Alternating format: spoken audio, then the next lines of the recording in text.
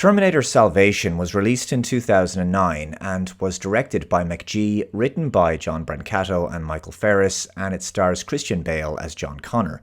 The film is the only one in the franchise that is set entirely during the future post-Judgment Day war that was briefly seen at the beginning of the first three Terminator movies.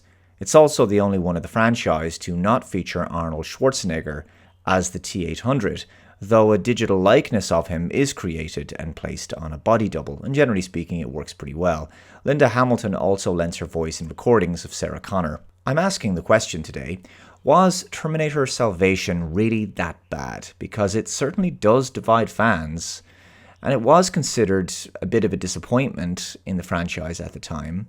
Personally, I liked what they were trying to achieve, and I would have liked to have seen a sequel, which I think would have really helped to develop the story that they were working towards. I admired that they tried to do something different with this film. The first three films all followed the same format of the killing machine sent back in time to present day plotline, so it makes for a refreshing change to mix things up and do a more of a Mad Max post-apocalyptic movie set in the Terminator universe.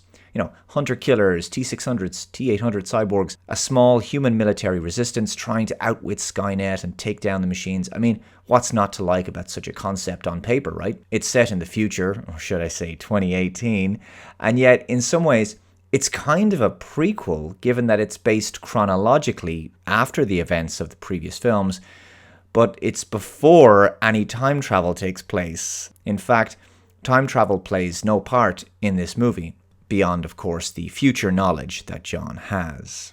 But anyway, we're going to get more into Terminator Salvation right after this. But first, a word about today's sponsor for this video, Star Trek Fleet Command. It's available via the on-screen QR code or my link in the description box below. This epic 4X free-to-play MMO game is based in the final frontier and boasts incredible graphics, fantastic space combat, endless strategy, and an ever-expanding array of Star Trek starships and characters from across the franchise. Take on the role of your favorite Trek characters, Kirk, Spock, Picard, Sisko, Data, Janeway, you name it, and enjoy the intense galactic battles with starships like the Galaxy-class Enterprise D, the Sovereign-class Enterprise E, Voyager, the Defiant, and starships from across other timelines from the Trek universe. You'll manage and maintain the resources of your starbase and recruit the galaxy's finest officers, constructing the Federation's best and most formidable vessels. You've also got other races like the Borg, the Romulans, the Klingons. You'll develop your armada, forge alliances, and strive to become the most powerful empire in the galaxy. The game offers a massive open world to explore and locate useful resources to grow your territory. It's also available across platforms, so if you start playing on your PC, you can pick up the game where you left off on your mobile phone. For the month of June, Star Trek Fleet Command is offering an exciting new mission based in the Mirror universe. You'll receive two new epic officers, Mirror Picard, a tactical mastermind who thrives in the shadows, driven by his considerable ambition and thirst for power, and Mirror Data. He's emotionless and logical like an android, but hell-bent on conquest like a Borg. New players can also grab this awesome 7-day login reward. It's Romulan Captain Nero as a welcome gift. He helps to increase your ship's firepower capability by 40% if your opponent's ship is damaged at the beginning of each round. You'll get new events and rewards each month in this constantly growing Star Trek MMO strategy game. I personally love the attention to detail with the starship designs and the way each ship boasts its own unique strengths and capabilities. So grab Star Trek Fleet Command for free today from the link below or the on-screen QR code. Using the promo code BOOST, you'll receive a beginner station upgrade with Latinum, Tritanium, Par Steel, and so on. I'll see you on the front lines. Alright, so welcome back. Now, what I always found a bit kind of strange, a bit confusing about this movie is that it is a direct sequel to Terminator 3 Rise of the Machines, which isn't an amazing film. It's not a patch on Terminator 1 or 2, but it's not bad. In fact, I think there's a lot to like about Terminator 3. There is too much silly humor in that film. However, Terminator Salvation doesn't really feel like a sequel to that film because Salvation is much grittier, both visually and tonally. Furthermore, John Connor is recast once again, played by Nick Stahl in Terminator 3. This time he's played by Christian Bale, of course. And the character of Catherine Brewster is also recast, previously played by Claire Danes in Terminator 3. This time she's played by Bryce Dallas Howard, and she's known as Kate Connor, obviously, because she's married John Connor. So the recasting also further separates the films somewhat. It kind of makes it hard to buy into the idea that this is actually a direct sequel. But anyway, the weakest aspect of Salvation is the introduction of the character of Marcus Wright, played by Sam Worthington. And Worthington does a great job, but the character and his story just seemed unnecessary to me. I mean, the basic plot of the film is that the Resistance headquarters, based on a submarine and headed by General Ashdown, played by Michael Ironside, have discovered a hidden control signal which they believe can be used to shut down Skynet, basically. Now, to me, this was more than enough of a story to focus on without the Marcus Wright story arc on top of it, which it doesn't really add too much value, in my opinion. I don't really feel that it works all that well. I mean, there's some intrigue there for sure, but it just felt like it was kind of a distraction from the main story arc. So Marcus Wright is a human cyborg hybrid who has just woken up in the rubble of the distant future of 2018, where Judgment Day has happened.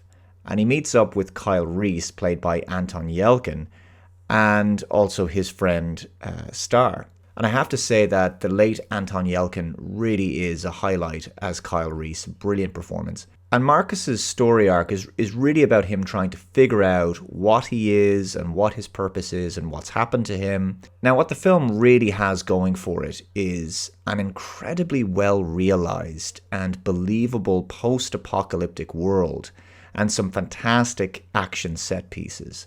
The CGI is really solid, not looking too dated at all, actually. We see lots of new kinds of Terminators, each one incredibly menacing, and visually the movie looks great. Christian Bale is always solid in a leading role. He wouldn't have been, for me, an obvious choice for John Connor, but I think he puts in a really solid performance. And I like the atmosphere of the movie. It's bleak without being depressing. It's dark without being, edgy dark. And the location and production design is superb, really selling the idea of societal collapse and dystopian desolation and dysfunction. Marcus begins to recall that he had volunteered on death row to be used in a cyberdyne experiment. So when he's captured by John, they can see that he is a cyborg, and John believes he was sent by Skynet to kill him. He has to decide if he trusts this guy or not, and they think Marcus is some kind of infiltration unit. Meantime, humans are being captured by Skynet machines, and Kyle Reese and his friend Star are among them. Now, Marcus's revelation is that he is in fact an infiltration unit, as explained to him by Skynet, played by Helena Bonham Carter, but he had absolutely no knowledge that he was an infiltration unit. He was following an unconscious programming to find a target and bring that target to Skynet, giving them Reese and Connor.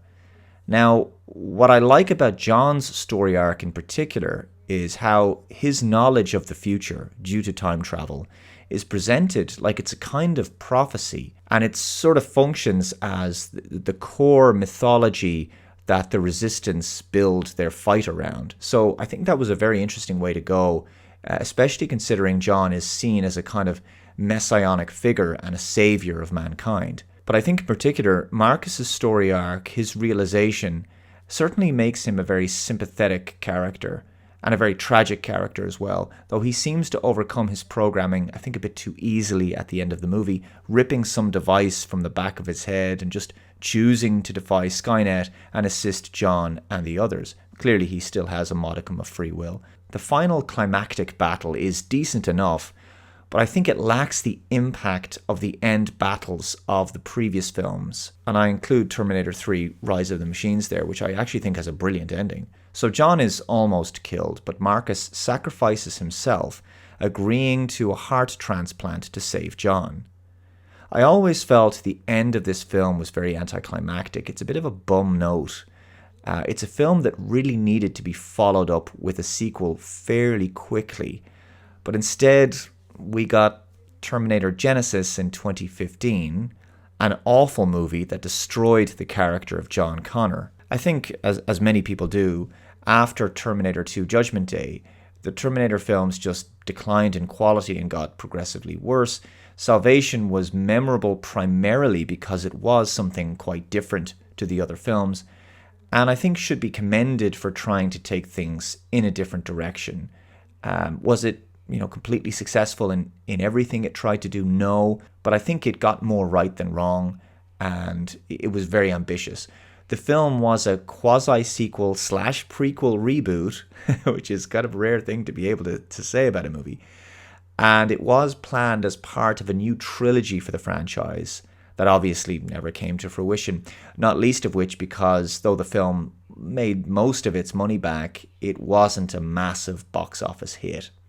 However, given the utter critical failures of Genesis and the horrific Dark Fate, there has been some recent reevaluation of Salvation. Apparently it's developed a cult following, and I can't say I'm surprised, especially because straight-up action movies like this are usually not made these days unless they have some kind of DEI element, right? This film is obviously pre-woke, so there's no intrusive message to cringe over. Now, just putting aside the fact that this is a Terminator movie, right? It just works very well as a kind of a standalone action blockbuster by itself. I mean, no, it's not as good as Terminator 2 Judgment Day, but how many films can say they are? I mean, Judgment Day is an absolute cinematic icon. Salvation is just a good time and a seriously underrated sci-fi movie with a lot going for it. I mean, if I was ranking the Terminator movies in terms of quality, I would put Judgment Day as number one, The Terminator would go in second place, and then Salvation in third, with Terminator 3 next, and then Genesis, and, well, I'm not even sure I'd include Dark Fate, it's so awful. So anyway, was Terminator Salvation really that bad? Well, for starters, it wasn't bad at all. I think it was actually pretty good. And I think if you give it a rewatch, you might agree. Let me know your thoughts in the comments below. Thank you very much for watching. Take care, and I'll see you next time. Bye-bye.